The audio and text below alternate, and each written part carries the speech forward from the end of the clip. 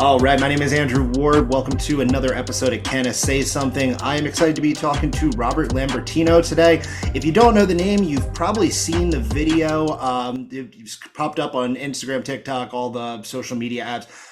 Robert's dropped some really good facts and knowledge that I think a lot of times we may hear along the ways, but as the world gets crazy and busy, we sometimes forget it. And sometimes you just need to hear a good voice return the message, whether you hear it for the first time or many times before, and it just kind of resparks. So Robert, man, thanks for taking part. Welcome to the show, and thanks for taking time. How's it going, man? It's going good. Long work day today. Fresh on a Monday, 10-hour day. But I'm excited to be here and excited to talk.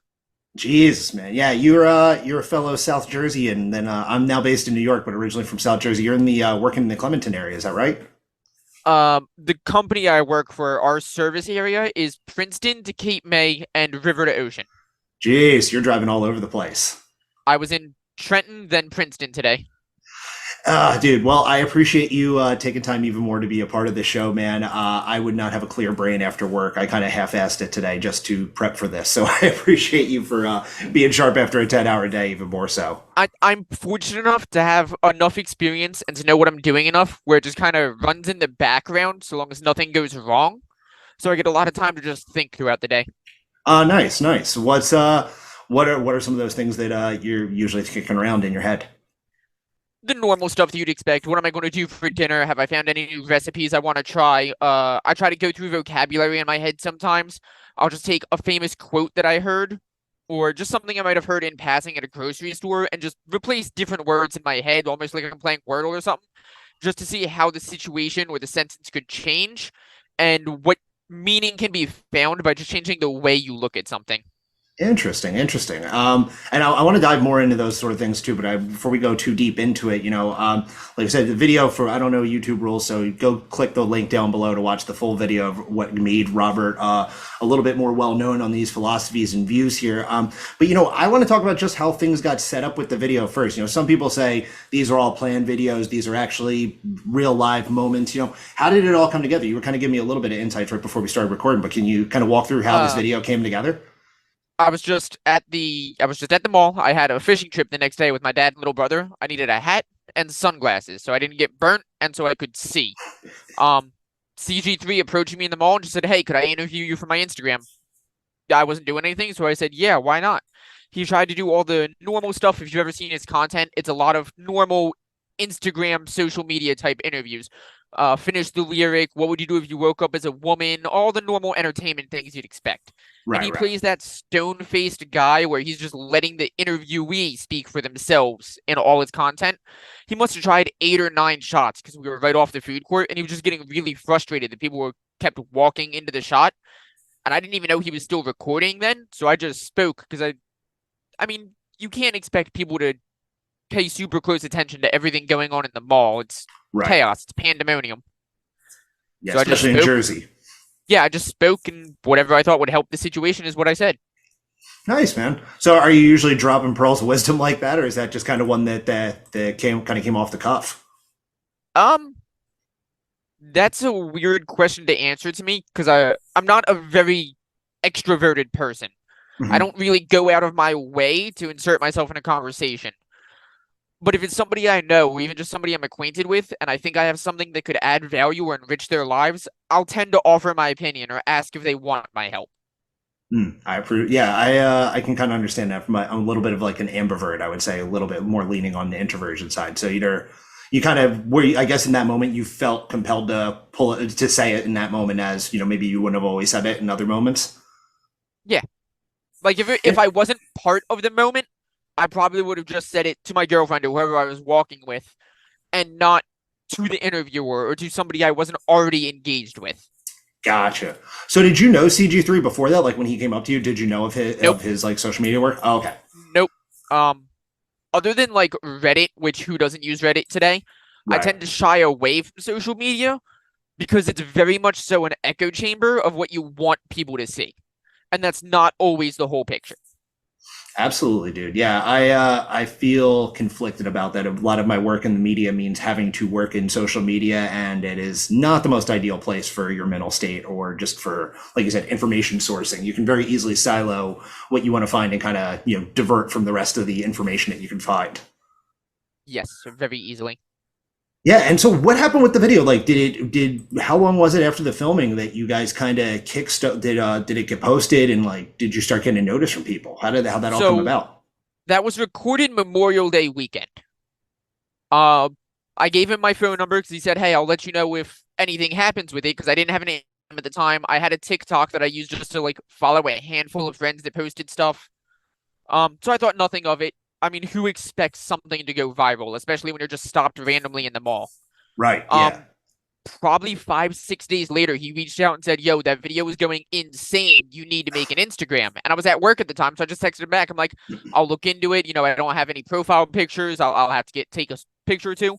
So he just took some shots from the video, edited them down, made me a picture, sent it to me. So I just set everything up while I was on break at work, and then he Wow. reposted it so he could tag me in it and I could start growing.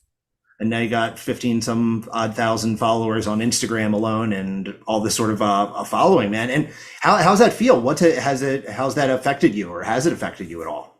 It's affected me because I don't feel like I said anything profound. Maybe it's just because it's the way I live my life. These are things I expect of me, not what I expect of everybody.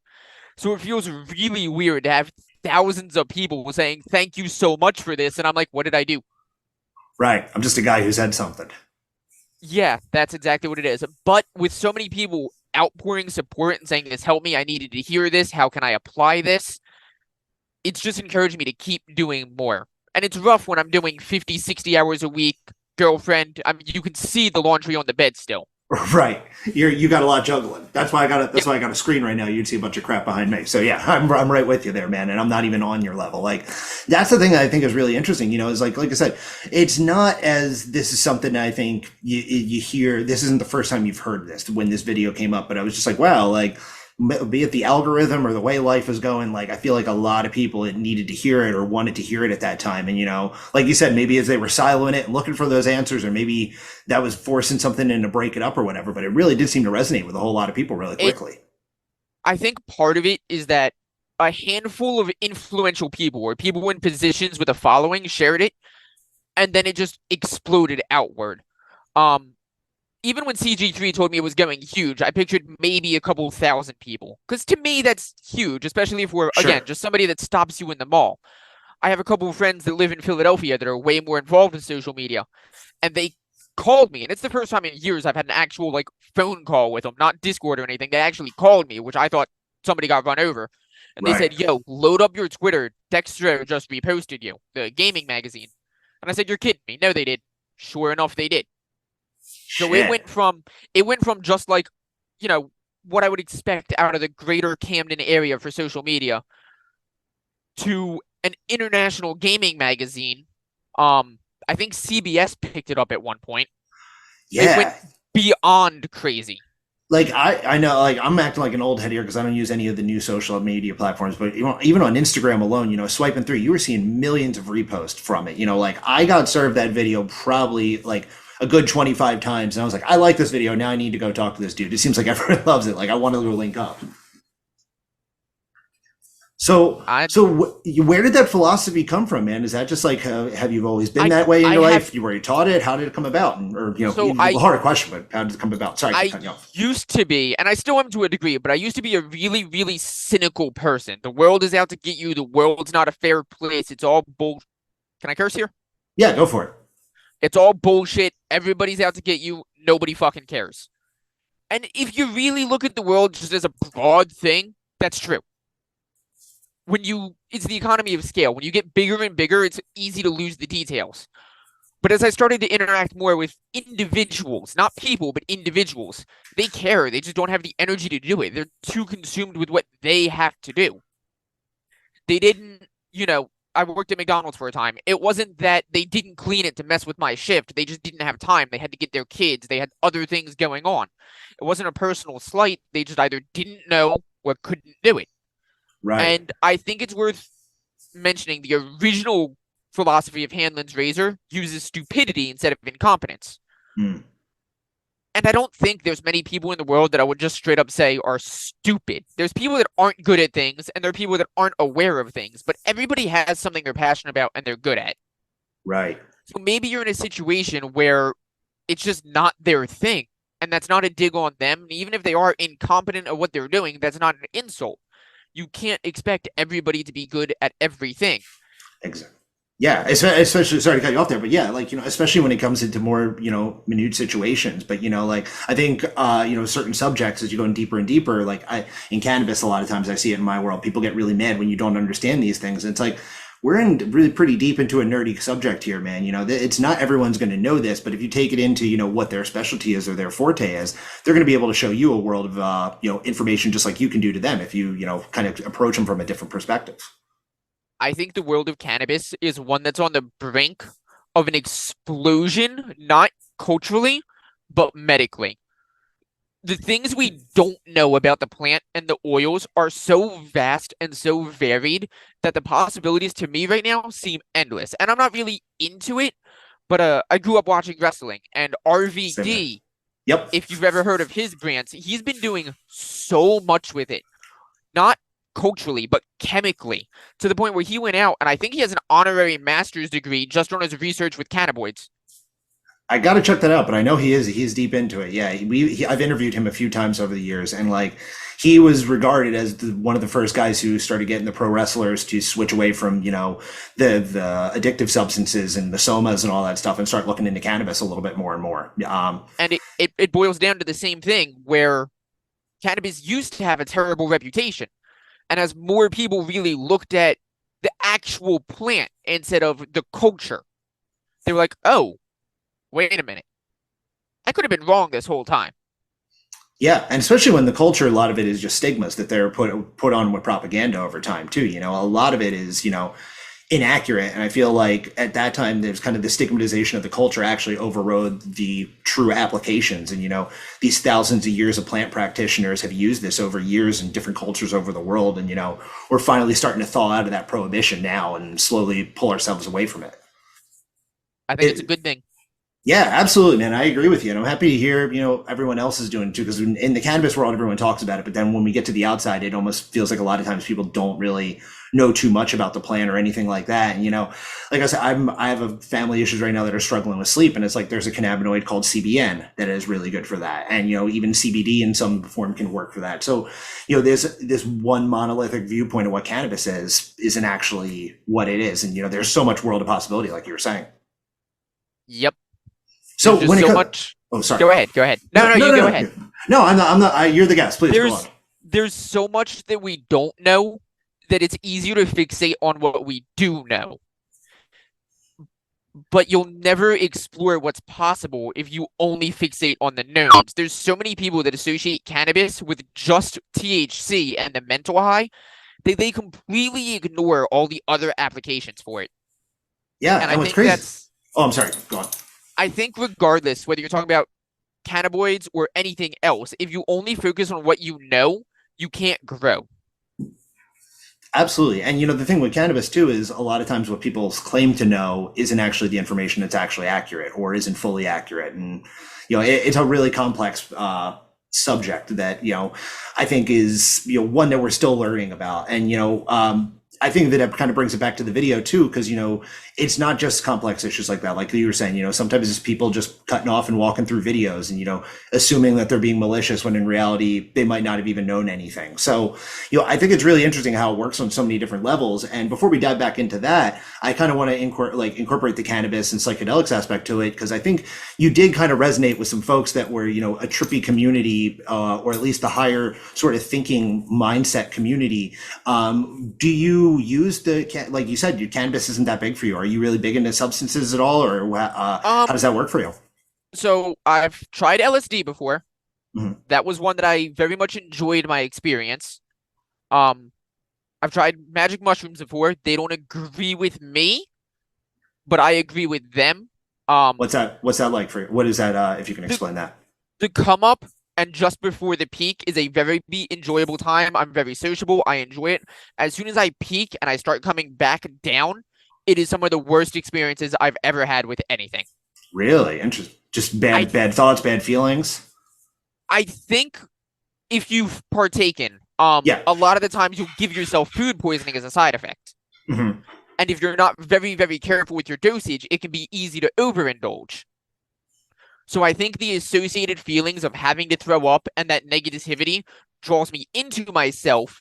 Then I isolate because I feel like I'm going to throw up. Then I isolate some more because I'm isolated and feeling terrible, and it spirals downward. Oh, okay. So you kind of end up in a hole, kind of just in your own, Yes, and and possibly throwing up. the last time I partook, I had the I'm sure you've seen them, the like Belgian chocolate bars with Yeah, the yeah. almost Illuminati symbol. Hmm. I'm convinced they are significantly stronger than they say on the packaging. Oh yeah, dude. Those Because packages are not I had, reliable. they were like, oh yeah, if you want to have a borderline chip, eat four. I was like, all right, I'll eat two. I was the hardest I've ever tripped on anything. Dude, yeah, I'm right with you there. I actually was going to go to, I don't know if you know this pro wrestling company called Kaiju Big Battle, but I've if heard of them. okay, well, for anyone not aware, there's basically they dress up as like Japanese kaiju monsters and wrestle in a ring. It's a fucking show. Go watch them. But I went to do a microdose of mushrooms too. But my packaging said one was a microdose, you'll be fine, blah blah blah blah. Up to three was a microdose. So I took 1.25 or something like that. And I was walking from my apartment to the venue, and it was about 20 minutes. And all of a sudden, about 5 minutes from the venue, I thought I had to like shit my pants and sweat like in the worst possible way, and completely zapped and forgot that it was the mushrooms until like right after I hit my joint, and then I was like, oh shit, that's only going to make things worse. And now we're tripping right before this wrestling show. So I ended up spending about 20 minutes walking around outside of the venue, mentally preparing to go watch monsters wrestle for about 3 hours. But after that, it was great. But yeah, if you dose wrong or whatever, it can really lead to a bad time. So I don't know. I kind of at this point, I still like just using mushrooms or grinding them down into a powder even and just doing a micro, because I just don't trust any of the packaging label at this point. Yeah, if you don't know somebody that really knows what they're doing with it, it can be very iffy. The active ingredient for it, though, I think could be a miracle drug in the future. Oh I yeah. think psilocybin could be the next penicillin, honestly. There's a few of them that are on the come up too. Like who depending on who you talk to, it's psilocybin. Depending on who you talk to, it's LSD, it's mescaline, it's ketamine. There's a few that are coming up. The ibogaine, ayahuasca. There's so many that are coming up, and like I think you're right. And the hope is that a few of them actually end up becoming the next penicillins, and I think a few of them could help out a whole bunch of different conditions. And fingers crossed, man. I really think that hopefully we're I'm pushed sure back. you've seen the research on microdosing psilocybin and PTSD.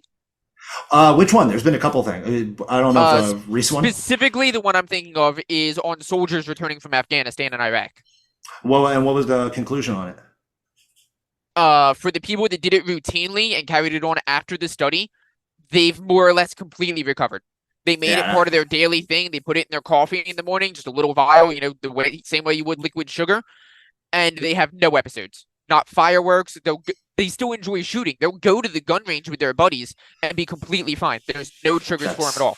That mental fear and break has been completely eradicated from them, and a handful of them were able to stop dosing and still not have the negative effects of the PTSD. It's almost like they were cured of it. yeah.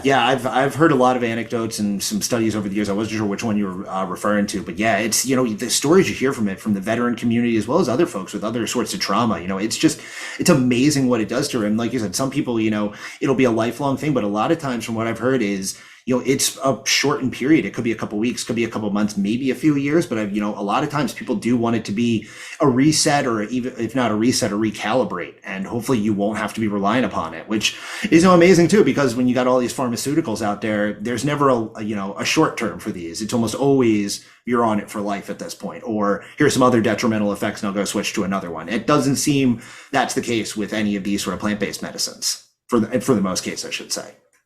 That we know of so far. Exactly. Yes. There does need to be more studies, and some certain things don't, or certain substances don't mix with certain conditions. But like I said, there's a world of possibilities out there. So it's really Yep. it's I'm amazing. excited to see where it goes. Yeah. So are you still actively with the psychedelics at all? Do you still dabble, or when was the last time you kind of explored? The last time I really explored was the really bad mushroom trip I was talking about. That Mm. was about 2 years ago. And it's more that I don't have the time to set aside for it that I would like to, than it is desire. Interesting. I live just outside of Camden, so I could realistically get whatever I desired. Right. Like I know people, I worked landscaping, I'm from the area, I've lived in the greater Camden area for 20 years. I know Right. plenty of people. But for anybody that doesn't know, I believe it's mushrooms. If you're taking like regular mushrooms or just eating dried mushrooms, you can expect a 4 to 8 hour experience. And you Yeah. do not, when you're tripping, you do not feel hungry or thirsty. You just don't feel it. You'll get there, you just won't know you're there.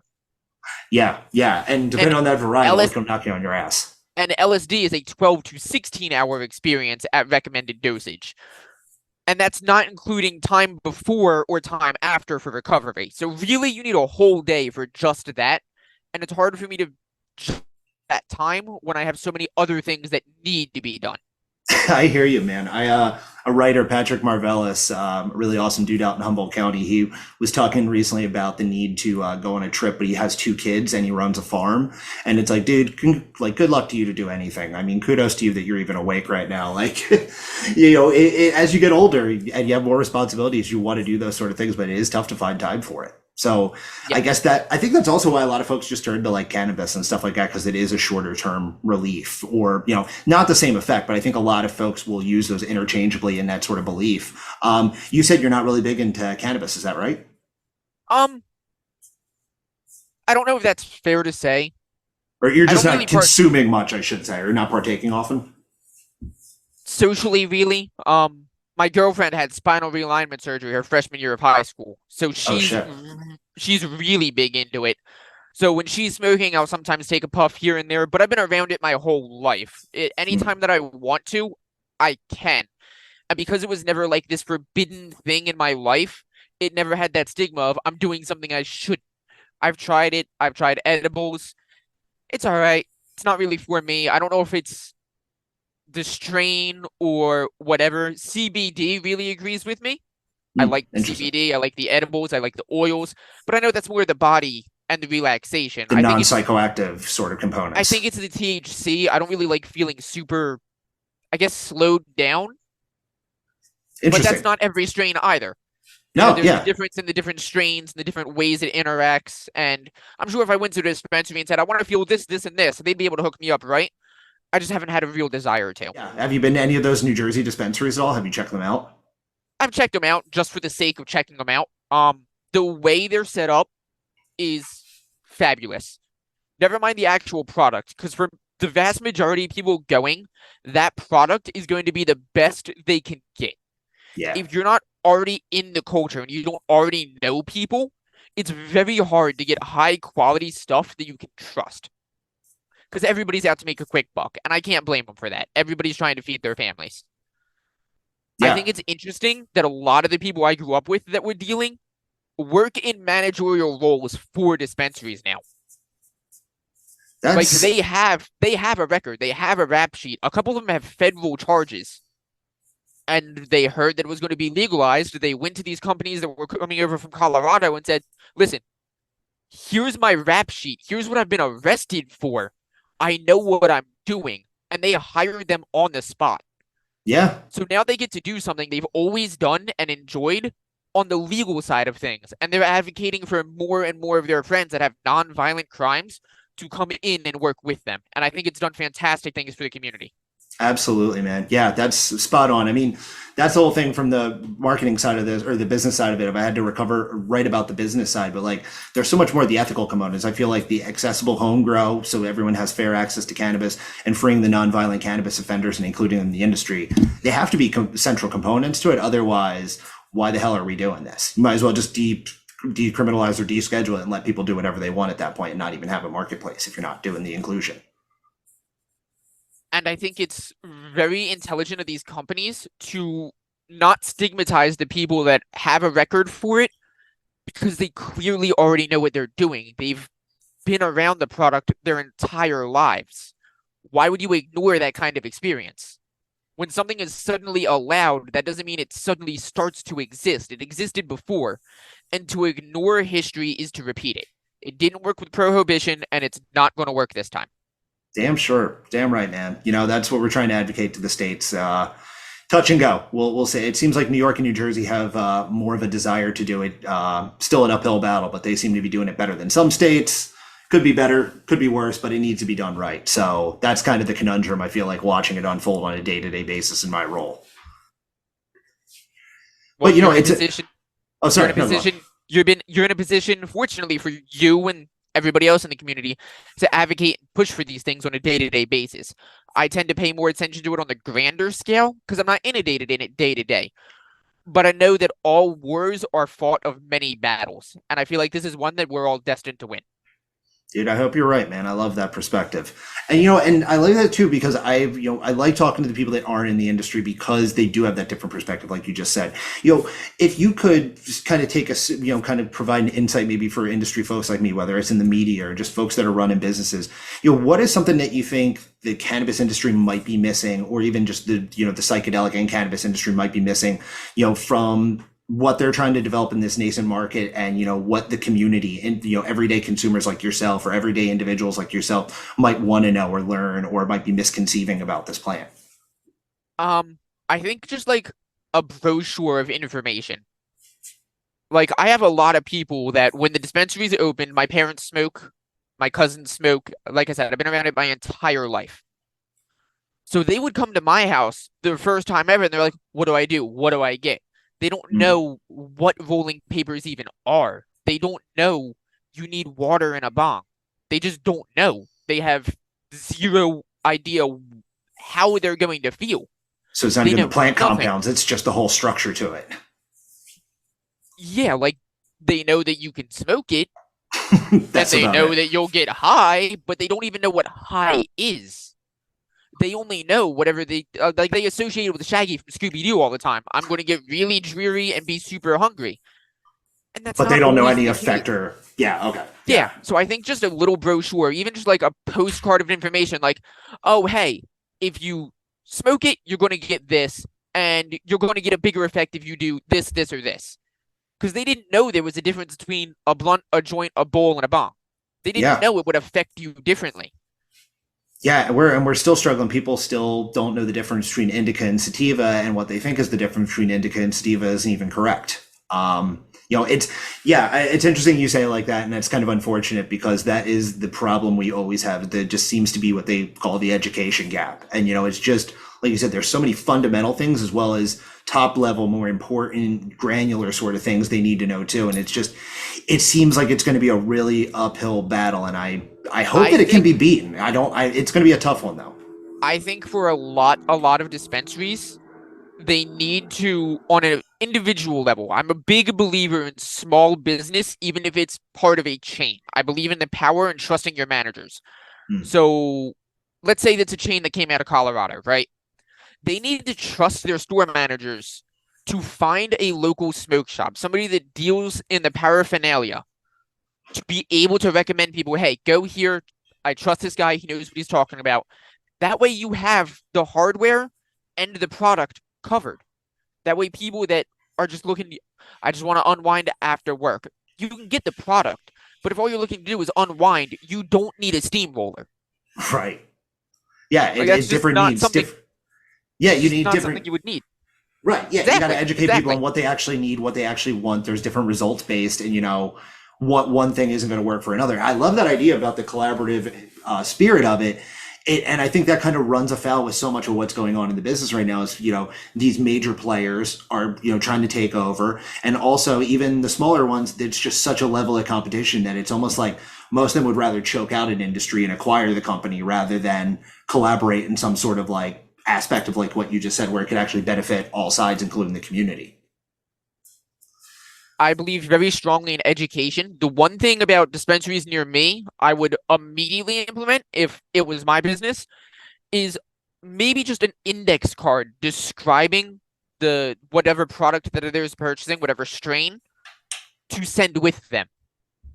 I wonder if that's even allowed. Because I know New Jersey has really strict marketing rules. I wonder if that's considered marketing material. It should fall under brochures, but knowing New Jersey and its laws, I could totally see them saying that's a marketing material too. I want to look into that because that is. I mean, it's a good idea to send home the information. I wonder if New Jersey law would allow it, or if they would have something convoluted that says that's a marketing flyer or something. Um, I'm sure if you didn't put like company letterhead on it and you just, let's say it's, Like again, a I might flyer or be wrong. something. No, but like I believe it's indica is more of a relaxed strain.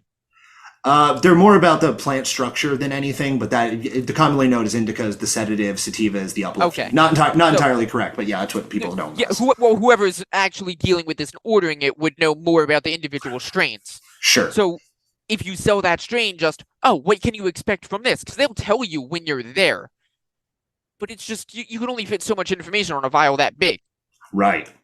You're gonna get So the three same emotions. information, the same information that you would get from the person behind the counter, I think should be sent home with the product. And even if you're not advertising it, so you don't need the company letterhead, you don't need a price point on there, just it does you can expect X, Y, and Z when you consume this product. I think I might have just been able to pitch you as a marketing head for a couple of companies in New Jersey dispensaries, dude, because that's a great idea. I I also don't like need you to. I don't want to put you into like just talking about weed and stuff. I know we got just a few minutes here, and I wanted to bring it back, man. Like, what are you focused on? With everything that's been going on in the world, I know you're dropping some good bits of information since since you started your accounts and stuff. What are you working on these days? Where are you trying to do anything I'm different, or what's the so momentum for I'm you? trying to convince a couple of my good buddies to I've reached out to 4 or 5 different people in my personal life that I've always bounced ideas off of. People I've had smoke sessions with, and it's just really blown my mind. Even going back to high school, I was in a special program that ran more like college out Mhm. of a technical school. And the one day we were done our work, so we just sat around a table talking about whether or not black holes could create wormholes to shorten the distance in space and time, which is Okay. not something you would expect out of a bunch of high schoolers sitting around doodling on a piece of paper. Like we were about to get in trouble, and then the physics teacher walked over and was like, "Wait, what?" So So keep going. Keep I'm going. I'm trying to convince them to start a podcast with me because the little bit of knowledge that I have been speaking of is just general advice to me, but I don't think it really means much without a way or an example of how you can apply it. So the Hanlon's razor and Sonder theories were applied in that video in real time. And I think that's what resonated so much more is that you can visibly see people relax and think this through. Hmm. And I think it's really important to have another person to bounce those ideas off of, who's also kind of an out there thinker that might bring a point of view that even I wouldn't have. And Um, what would you? Oh, sorry. Go on. I'm trying to put together a little bit of a journal that I want to throw on Amazon, which is like, all right, here's my weekly goal. Here's what I'm going to do to reach it. Here's my Monday, Tuesday, Wednesday, Thursday, Friday, Saturday, Sunday. And it just gives you 2 or 3 lines on each. Because the idea isn't that you need to hit that goal. It's just, this is what I want to work towards. If Right. it's a new car, then you can break down that you researched cars that day, or you signed up for a newsletter. So I'm trying to put that together, but I've ran through a couple of designs that I just haven't been happy with. I'm also working on a cosplay for Anime NYC. Me and my girlfriend are going this year. Oh, nice, nice. Anything you're ready to announce, or is that TBD? We're going as I'm going to be Belle Cranel, and she's going to be Hestia from Is It Wrong to Pick Up Girls in a Dungeon? Okay, I don't know what that is, but that sounds awesome, man. It started off as a big fan service anime, which if you've seen any fan service anime, you know exactly what I'm talking about. I Skinny don't. waist, exactly what everybody expects out of stereotypical anime women. Like it was made for a very specific audience. But it did so well with the story and all the supporting characters that it's expanded to 4 seasons now. Oh, nice. Good shit, man. That's awesome. I got to dive in. I've always felt like I would really appreciate anime, and I just never have. And especially with all It's the ju- weed I smoke, I was like, why don't I sit back and watch some of this? it's just storytelling. That's Yeah, all it is. yeah. No, I've heard I've heard great things. I've just for some reason have never gravitated to it. But like, yeah, the few times I have, it's always seemed like some great watches.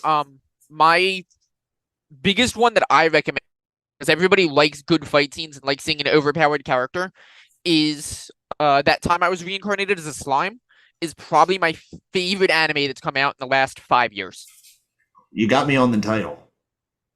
Yeah, it was one of the ones that started this big the genre is called isekai where you're died or transported to another world and it's really one of the ones that like exploded out of it.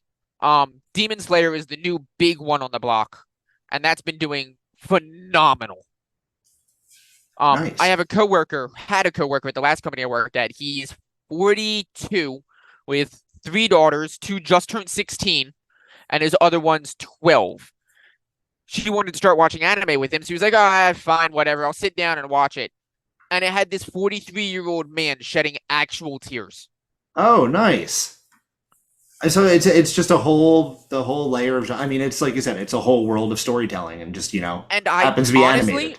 I think you can do so much more with anime than you can with most TV shows because it's Yeah, lower budget and you can actually just do a whole lot more. Like the amount of effort tons of it takes creative to make liberty. not even just that, the effects, the amount of effort it takes to make a fireball that looks good in real life is astronomical. Right. You go to any middle school in the country and go to the art room and say, "Hey, I need a good-looking fireball," you'll get six by the end of the day. It's a good point. Yeah, I mean, I wonder. Well, I guess now with the writer strike, I don't know what that's going to do with all the creations in the world, but I wonder if we're going to see more of it in the future. Because I mean, yeah, those production budgets and so much other So crap to it. we're going to see so much more anime in the future that I think it's going to eclipse traditional TV. There was the Demon Slayer movie, the Mugen Train, that came out about 2 years ago. Hmm. If you had to guess an anime movie that's all limited theatrical release in the United States, what would you say its worldwide box office was? If you had to take a shot in the dark. I mean, because I know a little bit about the box office with the Asian markets, I'm going to assume at least a couple hundred million, but that's all coming from Asian. 1.4 billion. All right, nice, nice. A little bit of an audience, a little bit of a fan It was base. the highest grossing box office of the year. It beat everything. Oh, I didn't know that. All right. $1.4 billion box office by the time its run was done. Damn. That was 2 years ago? Yep. All right. Well, you hear that, Meg 2 fans? We got a huge bar to clear. Let's go do it. No, just kidding. But yeah, I am excited for a big giant shark movie. That's the genre I usually watch. But I'm always looking to expand my genres. And my girlfriend's twin sister is a pretty big anime fan, so she's been suggesting ones too. So I do need to dive into this. So I appreciate you sending some recs, dude. Well, you're in good luck because they have a gigantic anime convention in New York every year at the Javits Center. There we go. When is that actually? November 18th, 19th, 20th? I think I'm gonna have to try to get some tickets to a press pass. I think this would be something fun to cover. The 3-day passes, VIP passes, and Saturday tickets are already sold out. All right, gonna have to go for a press pass then. See if I can get lucky on that one. They have a whole, for anybody that's interested, they do have a affiliated resale market based on fair value. They run actual models. It's not like you'd expect from Ticketmaster where it's scalpers. It's actual resales, people that can't attend. And if you're traveling from abroad, they also have partnered hotels. It's all on their website. Oh, nice. I feel like we did a nice branded spot for these guys, and yeah, that's awesome. Go check them out. I'll put a little mention down here for them, actually. No, but that actually sounds really cool. Robert, man, I appreciate it. I know you just did 10-hour days. I don't like tying people up, although I would love to invite you back and wax on, or at the very least talk about wrestling, because we didn't scratch that surface at all, and I got some shows about that one day I'd love to do. But I want to let you go and be respectful of your time here. One thing, love to ask people, is there anything else that you think people need to know about while watching this video or coming away from your stuff that we haven't talked about yet? Everything that I've said in my content so far is the most part theory and meant not for others, but for yourself. It's meant to help you control yourself and the energy that you choose to put out. It's not to say that you're solely responsible. You can only control the way you react to something. You can't change the past, only the way you perceive it. So it's helpful to reflect and say, did that really matter? And it's okay to say no, and it's okay to say yes. What's important is that you really thought it through. Absolutely. Great words of wisdom, man. I really appreciate you taking the time here. And last thing, if we want to follow you, you're on what? Twitch, TikTok, Instagram, any other ones? I'm on Threads too, but I don't really know how that works yet. I'm so new to the social media thing. I only found out last week how to search sounds on TikTok. Dude, you stay as far away as you can, but I also do think you're dropping some good wisdom here, so keep on dropping them in there. And frog_visage at all of them, correct? I think on TikTok I'm at Rob, but you should be able to find me frog_visage. We'll figure it out if there's any deviations. We'll check them out. We'll have all the links in the comments. Rob, thanks so much for talking to us, man. This is really awesome. And like I said, welcome to back anytime. And thanks so much, dude. I'd love to come back on. Just let me know whenever you want me. Awesome, dude. Thanks a lot.